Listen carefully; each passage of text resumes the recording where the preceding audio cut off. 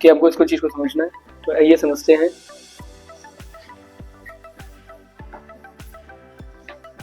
और E की जो वैल्यू होती है वो 1.6 10⁻⁻19 कूलम होती है। तो हम लोग को ये बात ध्यान रखनी है, जो Q इक्वल्स टू Ni होता है इलेक्ट्रॉनिक चार्ज होता है। किसी भी सब्सटेंस के अंदर जो चार्ज होता है वो electronic multiple of integral multiple of electronic charge होता है। Q को समझने की कोशिश करते हैं क्या क्या चीज़ें। जैसे मान लीजिए इस चीज़ को जान लेते हैं, आगे कंटिन्यू करते हैं इस चीज़ को। इसको देखिए, कूलम्स लॉ लीजिए, दो चार्जेस हैं Q1 और Q1 एंड Q2। दो चार्जेस हैं Q1 और Q2, वो एक दूसरे से r डिस्टेंस पे सेपरेट हैं। Vector question E is equal, क्योंकि मैं इलेक्ट्रोफिल डेंसिटी निकालनी थी, लगा दिया on answer.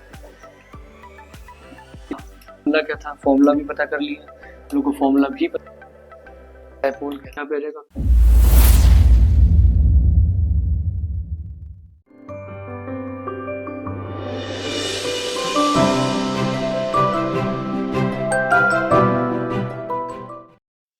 Welcome to Shivaji group of institution. आज हम लोग 12th का first chapter electrical field and charge के बारे में डिस्कस करेंगे, इलेक्ट्रिकल चार्ज एंड फील्ड्स के बारे में डिस्कस करेंगे। और ये हम लोग का मेरा ये पहला वीडियो है, आप लोग इस चीज़ को समझिए और देखिए, और हम टॉपिक को स्टार्ट करते हैं, ठीक है। और ये वेरी इंपॉर्टेंट टॉपिक है एग्जाम्स के पॉइंट ऑफ व्यू से। तो चलिए इस चीज़ को समझते हैं और जानते हैं कैसे करना है। सबसे पहली चीज़ तो ये कि आपको इसको चीज़ को समझना है। तो आइए समझते हैं।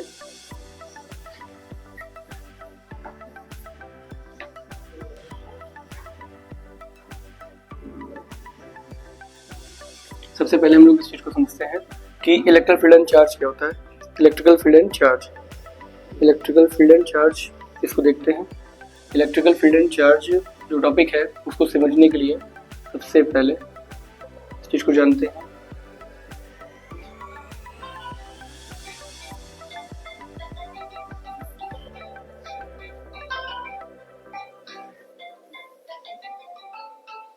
देखिए, आज हम लोग को डिस्कस करना है what is the quantization of charge.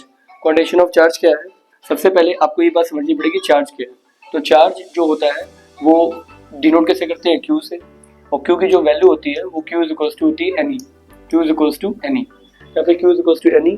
तो N जो है वो नंबर ऑफ इलेक्ट्रॉन है, नंबर ऑफ इलेक्ट्रॉन, और जो E है वो इलेक्ट्रॉनिक चार्ज है। जो E है वो इलेक्ट्रॉनिक चार्ज है।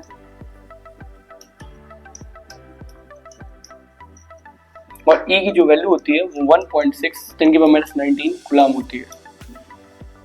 तो हम लोग को ये बात ध्यान रखनी है, जो Q इक्वल्स टू Ni होता है वो चार्ज का मैग्नीट्यूड है। किसी भी सब्सटेंस के अंदर जो चार्ज होता है वो Q इक्वल्स टू Ni से निकाला जाता है। अब यहाँ पर N जो है वो नंबर ऑफ इलेक्ट्रॉन को डिनोट कर रहा है, और ये जो नंबर ऑफ इलेक्ट्रॉन होते हैं ये बिलोंग्स टू N होता है। N बोले तो इंटीजर, N बोले तो इंटीजर ना बोलकर हम इसको हम अपने तरीके से समझिए तो IN equals to I plus minus ले सकते हैं हम लोग इसको समझना चाहें तो पॉजिटिव इंटीजर और नेगेटिव इंटीजर के रूप में समझ सकते हैं। पॉजिटिव इंटीजर और नेगेटिव इंटीजर के रूप में समझ सकते हैं, ये बात आपको ध्यान होनी चाहिए। पॉजिटिव और negative integer, positive and negative integer. मान लीजिए कि n की अब जो इंटीजर है उसमें दोनों वैल्यूज आती हैं, प्लस माइनस वन आता है, प्लस माइनस 2 आता है, प्लस माइनस 3 आता है। तो Q इक्वल्स टू, Q की वैल्यू जो बनेगी वो प्लस माइनस 1 ही बनेगी, प्लस माइनस 2 ही बनेगी, प्लस माइनस 3 ही बनेगी, ऐसे करके स्पॉन बनेगी। तो ये बात आपको ध्यान रखनी है कि जो चार्ज होता है वो integral multiple of electronic charge होता है। किसी भी सब्सटेंस के अंदर जो चार्ज होता है वो electronic multiple of integral multiple of electronic charge होता है। Q इक्वल्स टू Ni से डिनोट करते हैं। N जो होता है वो बिलोंग करता है I प्लस को, पॉजिटिव इंटीजर नेगेटिव इंटीजर। इसीलिए जब I की value plus minus 1 plus minus 2 plus minus 3 ली जाएगी तो Q की वैल्यू प्लस माइनस 1 ही, प्लस माइनस 2 ही, प्लस माइनस 3 होगी। और इस बात का ध्यान रखना है कि E इक्वल्स टू होता है 1.6 × 10⁻19 कूलम। इस चीज़ का ध्यान रखना है सबसे पहली चीज़ तो ये। इस बात को हम लोग फिर आगे पढ़ते हैं और उसको समझते हैं, इसको समझने की कोशिश करते हैं क्या क्या चीज़ें। जैसे मान लीजिए इस चीज़ को जान लेते हैं, आगे कंटिन्यू करते हैं इस चीज़ को। इसको देखिए, फिर इसके बाद हम लोगों को प्रूव करना है explain Coulomb's law and also prove vector form, vector position. And vector position ना बोलकर इसको हम लोग वेक्टर फॉर्म के रूप में समझते हैं। आइए समझते हैं इसको कैसे किया जाएगा। सबसे पहले जानने की कोशिश करते हैं। सबसे पहले हम लोग इसको जानते हैं, इधर इसको देखते हैं, समझते हैं, इसको जानिए। सबसे पहले कुलाम्स लॉ। कुलाम्स लॉ क्या होता है? जैसे मान लीजिए दो चार्जेस हैं Q1 और Q1 एंड Q2, दो चार्जेस हैं Q1 और Q2, वो एक दूसरे से r डिस्टेंस पे सेपरेट हैं, ठीक है। अब वो दोनों चार्जेस पॉजिटिव पॉजिटिव, मतलब जो Q1 चार्ज है वो पॉजिटिव भी हो सकता है, Q1 नेगेटिव भी हो सकता है, Q2 पॉजिटिव भी हो सकता है, Q2 नेगेटिव भी हो सकता है। इसलिए हम लोग पॉजिटिव और पॉजिटिव दो चार्जेस जो सेम नेचर के हैं तो याद रखिएगा उनमें रिपल्शन होगा, उनमें रिपल्शन होगा, और पॉजिटिव नेगेटिव है तो उनमें अट्रैक्शन होगा, उनमें अट्रैक्शन होगा। तो कभी भी दो चार्जेस Q1 और Q2 जब एक दूसरे से r डिस्टेंस से सेपरेट होते हैं तो वो उन दोनों में, पहली बात तो ये कि दोनों का नेचर देखिए, दोनों पॉजिटिव पॉजिटिव है तो याद रखिएगा रिपल्शन होगा, दोनों में पॉजिटिव और एक नेगेटिव है तो उसमें अट्रैक्शन होगा। तो दो चार्जेस जब एक दूसरे से r डिस्टेंस पे सेपरेट होते हैं तो कूलम्ब्स लॉ क्या कहता है? ध्यान से सुनिएगा statement, the force of attraction, the force of attraction, the force of attraction और repulsion, the force of attraction or repulsion between two charges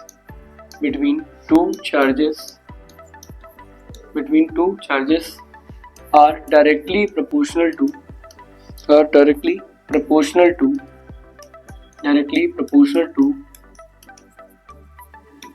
product of charges, directly proportional to product of charges and inversely proportional to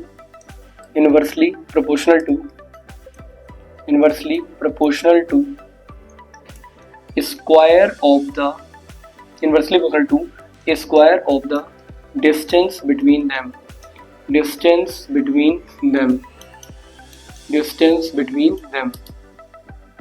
and this statement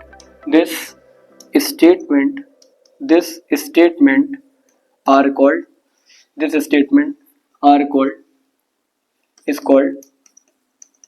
Coulomb's law.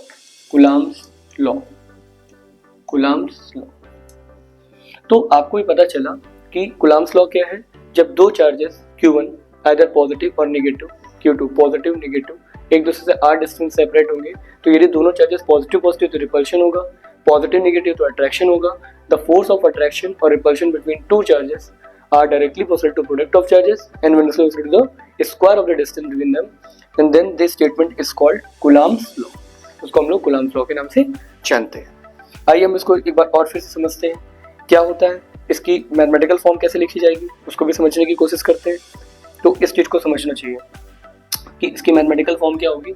इसकी mathematical form देखिएगा ध्यान से, जो force होता है Coulomb's में वो Q1 Q2 के डायरेक्टली होता है और इन्वर्सली होता है उनके बीच की डिस्टेंस। जैसे कि हम लोगों ने यहाँ पे देखा था कि Q1 चार्ज है और Q2 चार्ज है, इनके बीच की डिस्टेंस यदि r है और दोनों पॉजिटिव हैं या नेगेटिव, पॉजिटिव हैं तो रिपल्शन होगा, और पॉजिटिव नेगेटिव है तो क्या होगा? अट्रैक्शन। तो जो फोर्स ऑफ अट्रैक्शन और रिपल्शन है वो डायरेक्टली प्रोडक्ट ऑफ चार्ज है और inversely square of the distance between them है। तो इस इक्वेशन को हम लोग ने फर्स्ट नंबर दिया, इस इक्वेशन नंबर को हमने सेकंड दिया। तो first equation first and second, तो प्रोपोर्शनल किसके हो जाएगा? Q1 Q2 by r square. Proportional का साइन हटाएंगे, कांस्टेंट आएगा 1/4 k Q1 Q2 by r square. तो ये हम लोग का फोर्स ऑफ अट्रैक्शन और रिपल्शन है, इसकी वैल्यू है 1/4 k Q1 Q2 by r square. इसको हम लोग magnitude form of Coulomb's law कहते हैं, magnitude form of Coulomb's law कहते हैं। इस चीज का भी ध्यान देना होगा, magnitude of Coulomb's law.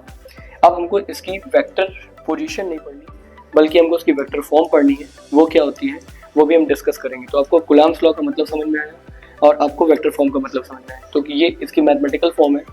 Coulomb's law को मैथमेटिकल फॉर्म में कैसे लिखा जाता है उसको ध्यान दीजिएगा। चलिए आगे बढ़ते हैं इस चीज को फिर। अब इसकी वेक्टर फॉर्म समझते हैं। तो वेक्टर फॉर्म क्या होती है? वेक्टर फॉर्म को जानने के लिए हमको सबसे पहली चीज को ये समझना पड़ेगा कि वेक्टर फॉर्म क्या होगी। तो वेक्टर फॉर्म इस चीज को समझिए, vector form of Coulomb's law, vector form of Coulomb's law, vector form of Coulomb's law। तो Coulomb's law वेक्टर फॉर्म क्या होती है? तो याद रखिएगा F vector is equals to 1/4πε0 k Q1 Q2 by R cube, Q1 Q2 by R cube और इसके बाद R कैप। ये जो हम लोग की वेक्टर फॉर्म बनती है इसको हम लोग बोलते हैं, याद रखिएगा इसको 1/4πε0 k Q1 Q2 by R cube R cap is the direction of R cap. It denotes the direction of force which is acted between charges, इस चीज का ध्यान रखना। तो ये हम लोग की कौन सी फॉर्म होगी? Vector form of Coulomb's law। तो इस चीज का ध्यान रखिएगा। आगे बढ़ते हैं। इसके बाद हम लोग का आता है क्वेश्चन, इसको थोड़ा ध्यान दीजिएगा। इस क्वेश्चन को भी खत्म कर लेते हैं। इसको कैसे करेंगे हम लोग, इस चीज का ध्यान दीजिएगा। सबसे पहले जी क्वेश्चन को पढ़िए, थोड़ा ध्यान से देखिएगा। क्वेश्चन क्या लिखा है? 2 microcoulomb and 5 microcoulomb are the magnitude of 2 point charges are kept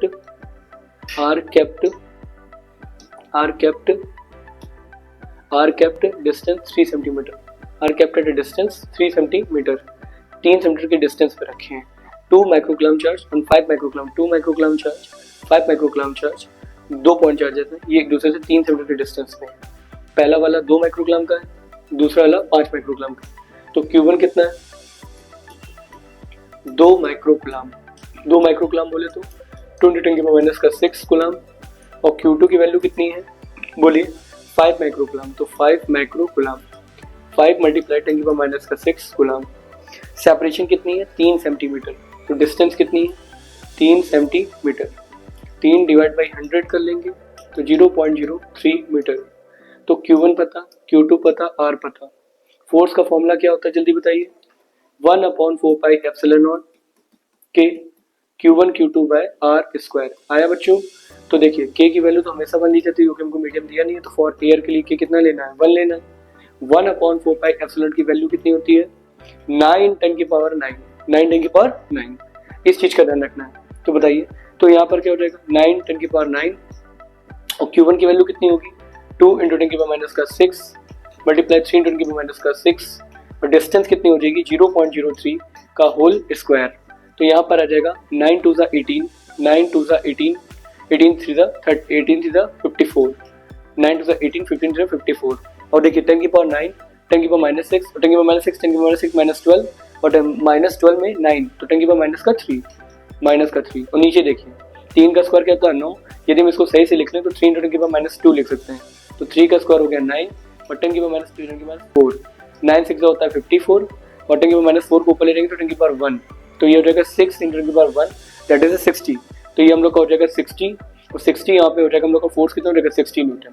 तो 60 न्यूटन। इस तरह से आप एक बात को ध्यान से समझिएगा कि आपको पता चलिए 2 माइक्रोकूलम और 5 माइक्रोकूलम चार्ज जिनका मैग्नीट्यूड आपको दिया गया है। 2 माइक्रोकूलम पहले वाले का, दूसरे का 5 माइक्रोकूलम में और एक दूसरे से 3 सेंटीमीटर पे है। तो उनके बीच में फोर्स निकालने का फॉर्मूला कौन सा लगाएंगे? Coulomb's law 1/4πε0 k Q1 Q2 by R square. Q1 की वैल्यू Q2 की वैल्यू रख देंगे, सॉल्व कर लेंगे और हम लोग का आंसर आ जाएगा। वैसे इसका आंसर कितना आ रहा है? इसका फाइनल आंसर आ रहा है 60 न्यूटन। 60 न्यूटन इसका आंसर आएगा। और याद रखिएगा जब मीडियम ना दिया गया हो तो आपको K की वैल्यू 1 लेनी for air. Clear? Got it? आगे बढ़ते हैं।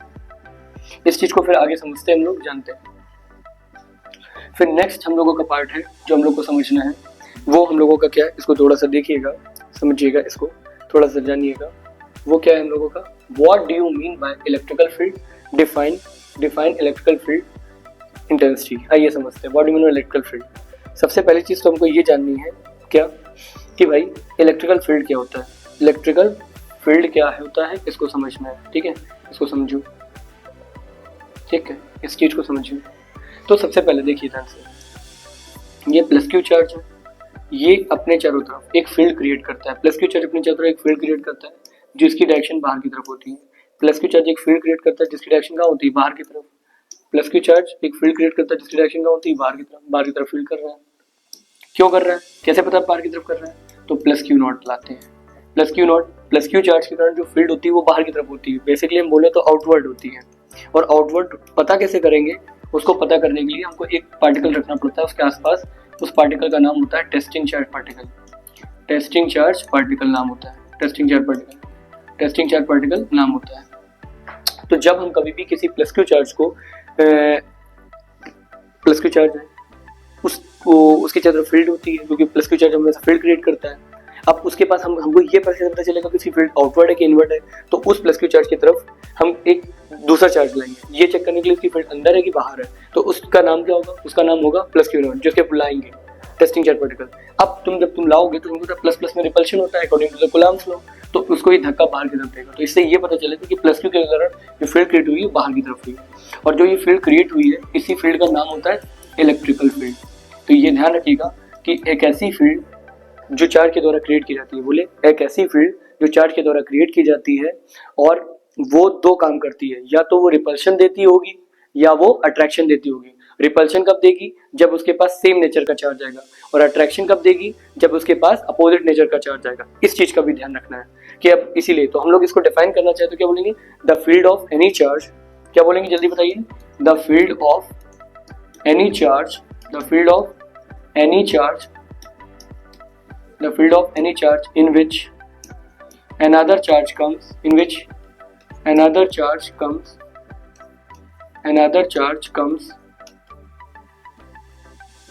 and felt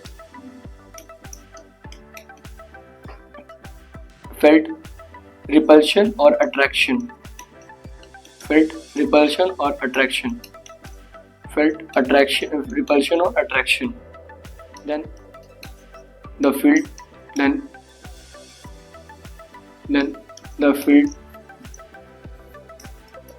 created by the charge, and the field created by the charge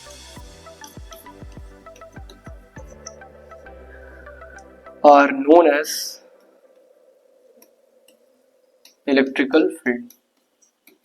Electrical field. तो आपको इस चीज का ध्यान रखना है, जो पूरी बात है ये किसको डिनोट करेगी, इलेक्ट्रिकल फील्ड को। The field of any charge in which another charge comes and felt repulsion और attraction, and then the field created by the charge is known as electrical field. Clear, आगे बढ़ते हैं।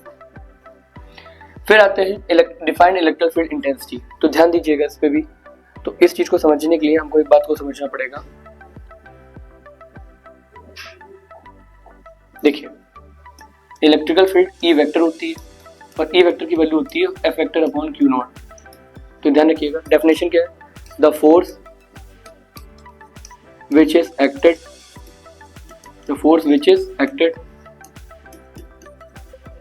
पर unit charge, the force which is acted per unit charge are known as, are called या are known as electrical field intensity, are called electrical field intensity,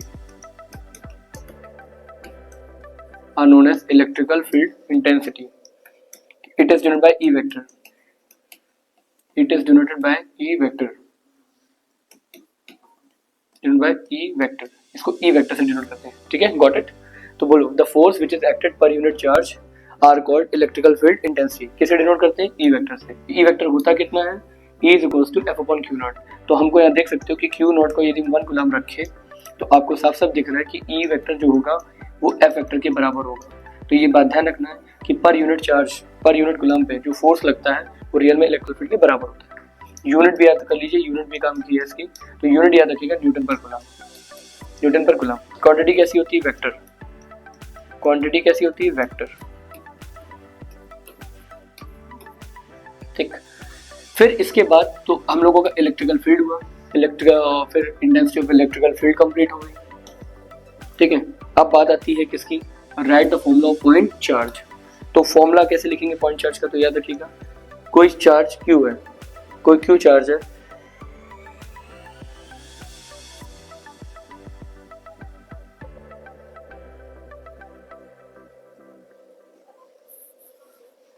यदि कोई Q charge है, कोई Q charge है, तो इस चीज का ध्यान रखिएगा, तो इस पे ध्यान दीजिएगा। तो यदि कोई Q चार्ज है उससे R डिस्टेंस पे r डिस्टेंस पे कितनी इलेक्ट्रिकल फील्ड होती है उसकी वैल्यू याद रखिएगा 1/4 epsilon naught 1/4 epsilon naught q by r square होती है किसी भी point charge electrical field due to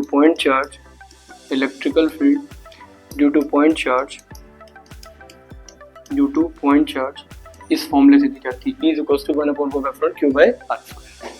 समझ में आ गया? आगे बढ़ते हैं। ठीक है, अब इसको कंटिन्यू करते हैं हम लोग, आगे देखते हैं। फिर क्या लिखा हुआ है इसको देखिए, लिखा हुआ है calculate intensity of electric field at a distance 2 centimetre from an alpha particle. Alpha particle से 2 सेंटीमीटर की डिस्टेंस पे इलेक्ट्रिक फील्ड इंटेंसिटी निकालनी है। चलिए देखते हैं।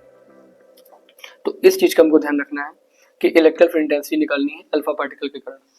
तो अल्फा पार्टिकल के कारण निकालनी है। तो देखिए सबसे पहली बात तो अल्फा पार्टिकल, कौन सा पार्टिकल? Alpha particle. तो अल्फा पार्टिकल क्या होता है? एक ऐसा पार्टिकल जिसके पास इलेक्ट्रॉन 2e होता है, mass of alpha particle 4 mp होता है, प्रोटॉन के मास का 4 गुना।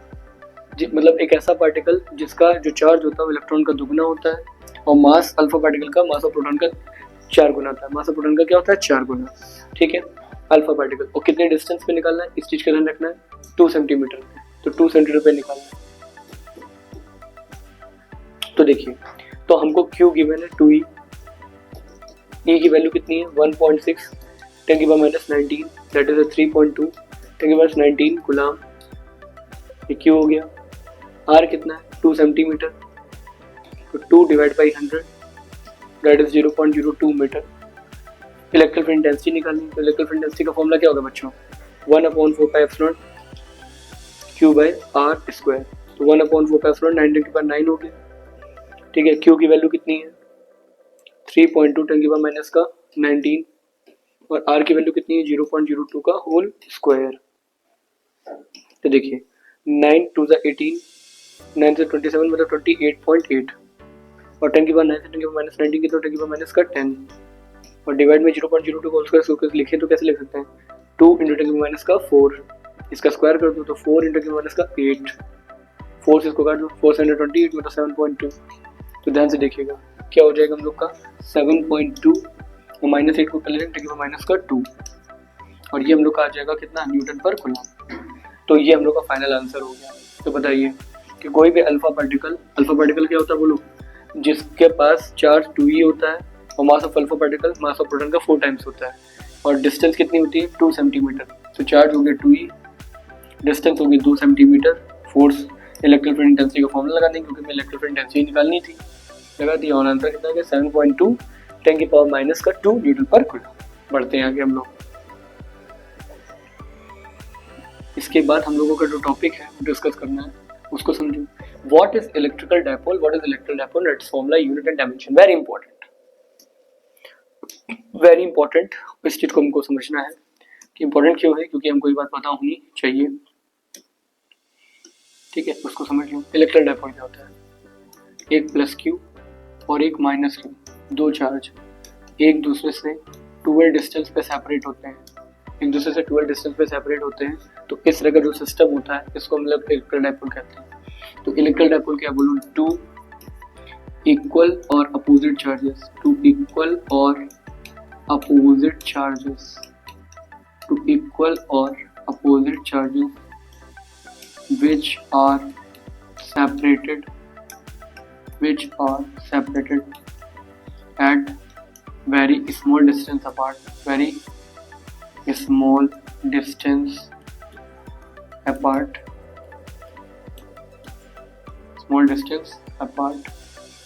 two equal or opposite charges which are separated very small distance apart.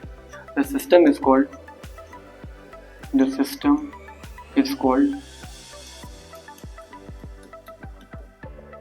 Electrical dipole.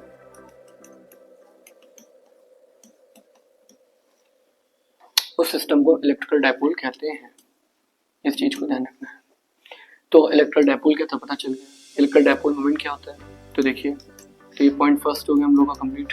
Point second है इलेक्ट्रिकल डायपोल मोमेंट क्या होता है? Electrical dipole moment. ध्यान रखिएगा, इलेक्ट्रिकल डायपोल मोमेंट का सिंबल होता है पी वेक्टर। तो जो पी वेक्टर होता है वो होता है उन दोनों चार्जेस में से क्यू चार्ज क्यू और उनके बीच की सेपरेशन 12 का जो मल्टीप्लाई होता है उसको हम लोग इलेक्ट्रिकल डायपोल मोमेंट कहते हैं। इलेक्ट्रिकल डायपोल मोमेंट किसको कहते हैं बताइए? उन दोनों चार्जेस में से कोई एक चार्ज क्यू और इनके बीच की सेपरेशन 12 का जो मल्टीप्लाई होता है उसको हम लोग इलेक्ट्रिकल डायपोल मोमेंट कहते हैं। यूनिट क्या होती है जल्दी बताओ? यूनिट होगी कूलाम मीटर। Coulomb metre.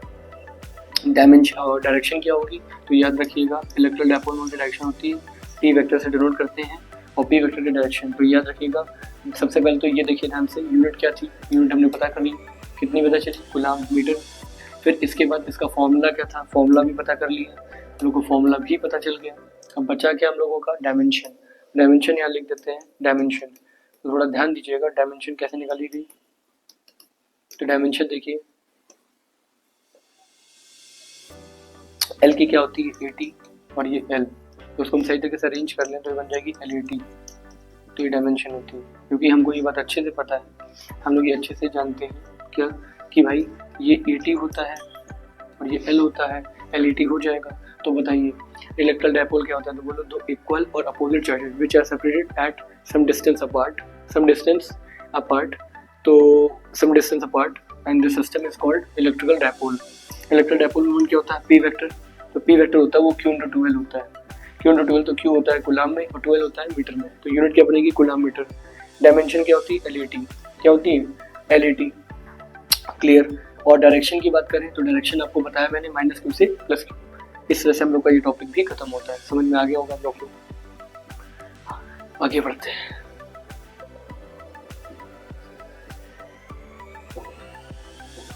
ये समझिए इस चीज को भी।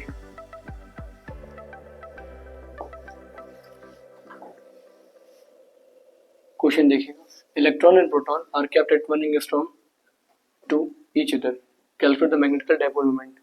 मैग्नेटिकल नहीं बल्कि इलेक्ट्रिकल डायपोल मोमेंट पूछा है। क्वेश्चन को ध्यान दीजिएगा, इस चीज पे आते हैं। तो इस चीज को समझो, एक इलेक्ट्रॉन है और एक प्रोटॉन है,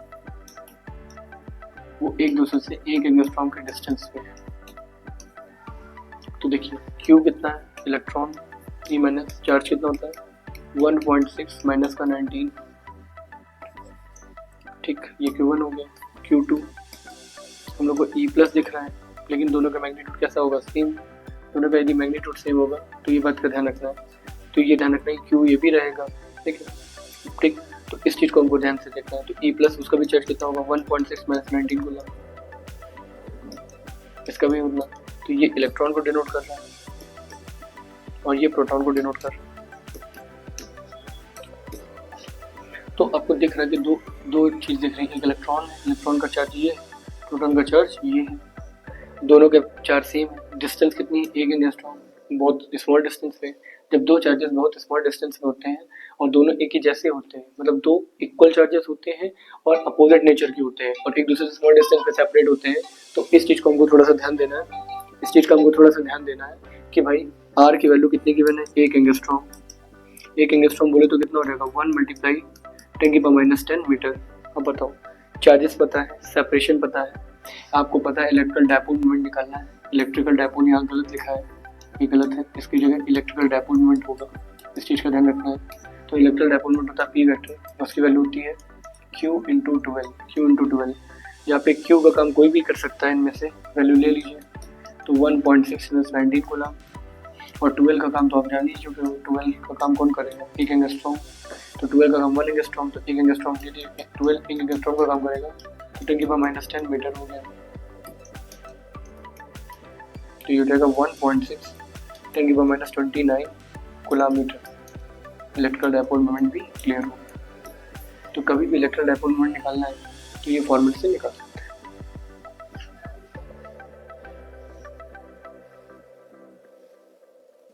calculate the formula of electrical field density due to apolar axial and equatorial. देखिएगा थोड़ा ध्यान से, इसको कैसे करेंगे देखिए, अब समझिएगा थोड़ा जल्दी से और क्लियर हो जाएगा कुछ चीज़ें। देखिए दो चार्जेस हैं, +Q और -Q, और एक दूसरे से ट्वेल्व डिस्टेंस पे है, और इन ये ध्यान रखिएगा। तो इस तरह का जो सिस्टम होता है उसको हम डायपोल कहते हैं। जब plus Q minus Q charge एक दूसरे ट्वेल्व डिस्टेंस पे सेपरेट होते हैं तो हम उसको डायपोल कहते हैं, डायपोल कहते हैं। और इसके मिड पॉइंट ओ से, इसका नाम यदि हम ई भी देते हैं डायपोल का नाम, इससे इसके मिड पॉइंट ओ से आर डिस्टेंस दूर किसी पर्टिकुलर पॉइंट पे इलेक्ट्रिकल फील्ड इंटेंसिटी निकालनी है।